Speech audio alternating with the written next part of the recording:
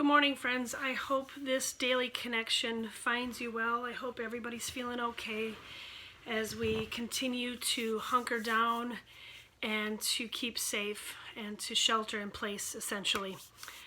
I hope that if you are in need of anything, you'll let me or call the church, as Julie and I are checking voicemail in case you are in need of anything, pastoral care or otherwise. We certainly are holding you in prayer. I am holding you in prayer and miss you terribly. I was in one of my last face-to-face meetings in this past week that I encountered. Someone in the course of the meeting had said that when we are faced with significant challenges, our immediate reaction is to go, nope, I'm not going to do that. We are going to hold fast and do what we normally do, and we're going to figure it out, and that's just the way it is. In other words, we're going to resist the challenge. We're going to resist the pending change because it's hard to see what's around that or what's next. Well, after hanging out at home and having to literally adapt on the fly to schedules, my schedule, Tim's schedule, our boys' schedule, there's something to be said about taking a hold of the adaptation in the midst of the challenge. There's something to be said about letting this crumble, for then there are moments of creativity in the midst. I don't know what the creative edges are so far as we continue to shelter in place, as we continue to adapt our schedules and our life. And yet we are certainly finding moments of connection that I never would have experienced. Teaching my kids, teaching them reading and writing and math, connecting with them, playing with them more, listening to Tim's conference calls and hearing snapshots of what he does on a day-to-day basis. Seeing my neighbors walk up and down the street, keeping their distance, but also aware that they too are managing lots of things much like all of us are, and knowing that we are not alone in this process, even when we want to put the brakes on and say, no way, I'm not going to do it.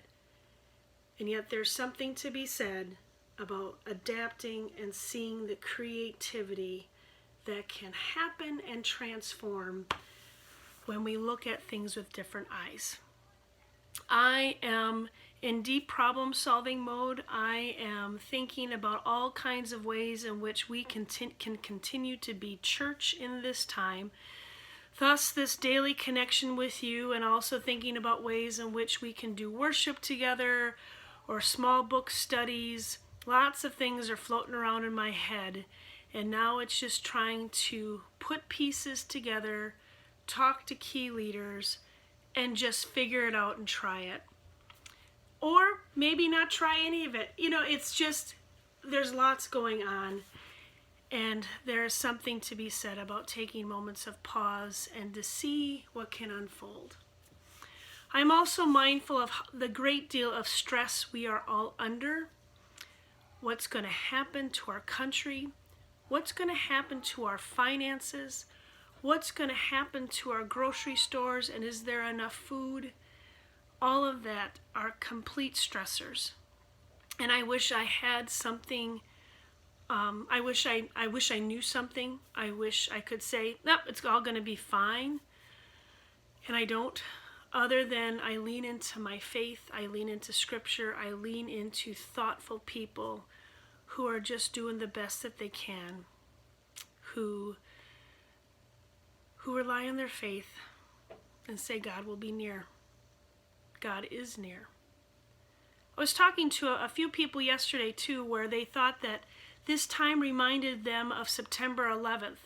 And I remember that time well. I was in seminary, and we all hunkered down in front of our TVs, and we watched and we listened, and we observed how eerie it was outside, not hearing planes go overhead, and cars were less visible.